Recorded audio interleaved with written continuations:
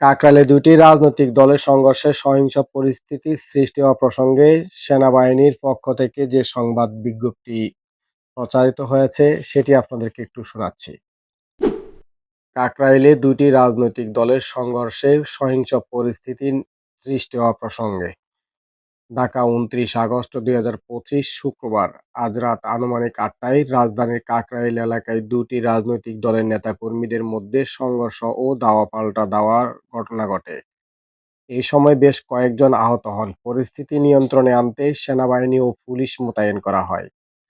প্রথমে পুলিশ ঘটনাস্থলে উপস্থিত হয়ে পরিস্থিতি নিয়ন্ত্রণের চেষ্টা করে, তবে এক পর্যায়ে সংঘর্ষ বেড়ে গেলে তারা সেনাবাহিনীর সহযোগিতা কামনা করে। পুলিশ ঘটনাস্থলে গেলে তাদের উপর আক্রমণ চালানো হয় এবং এতে কয়েকজন সদস্য আহত হন। ঘটনার শুরুতে আইনশৃঙ্খলা বাহিনীর সদস্যরা উভয় পক্ষকে শান্ত থাকতে এবং শান্তিপূর্ণভাবে স্থান ত্যাগ করার জন্য ও দেশের বিদ্যমান আইনের প্রতি শ্রদ্ধাশীল থেকে শান্তিপূর্ণ প্রক্রিয়ায় নিজেদের মধ্যে মতপার্থক্য দূর করার অনুরোধ জানায়।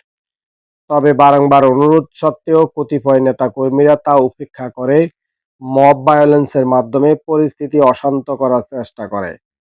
তারা সঠিকভাবে আইনশৃঙ্খলা বাহিনীর উপর আক্রমণ চালায় এবং আনুমানিক রাত ৯টার দিকে মশাল মিছিলের মাধ্যমে সহিংসতা আরও বৃদ্ধি করে।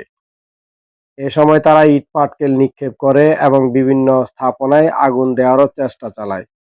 এছাড়াও বিজয়নগর, নয়াপল্টন ও তৎসংলগ্ন এলাকায় জনগণের চলাচল মারাত্মকভাবে ব্যাহত হয় এবং জনদুর্ভোগ বৃদ্ধি পায়। আইনশৃঙ্খলা বাহিনীর শান্তিপূর্ণ সমাধানের সকল চেষ্টা তারা অগ্রাহ্য করে। ফলস্বরূপ জননিরাপত্তা রক্ষার্থে আইনশৃঙ্খলা বাহিনী বল প্রয়োগে বাধ্য হয়। উল্লেখ্য, আজকের উদ্ভূত ঘটনায় সেনাবাহিনীর ৫ জন সদস্য আহত হন। সকল ধরনের মব ভায়োলেন্সের বিরুদ্ধে গণপ্রজাতন্ত্রী বাংলাদেশ সরকার জিরো টলারেন্স নীতি গ্রহণ করেছে। বাংলাদেশ সেনাবাহিনী সরকারের এই সিদ্ধান্ত পূর্ণ ব্যক্ত করেছে এবং জনমনে স্বস্তি ও নিরাপত্তা আনয়নে সকল ধরনের মব ভায়োলেন্সের বিরুদ্ধে কঠোর অবস্থান গ্রহণ করতে সদা প্রস্তুত রয়েছে। জননিরাপত্তা, আইনশৃঙ্খলা ও শান্তি বজায় রাখতে সেনাবাহিনী সর্বদা বদ্ধপরিকর। এ ছিল গতকাল রাত্রের কাকরাইলে দুটি রাজনৈতিক দলের সংঘর্ষে সহিংস পরিস্থিতি সৃষ্টি হওয়া প্রসঙ্গে বাংলাদেশ সেনাবাহিনীর সংবাদ বিজ্ঞপ্তি।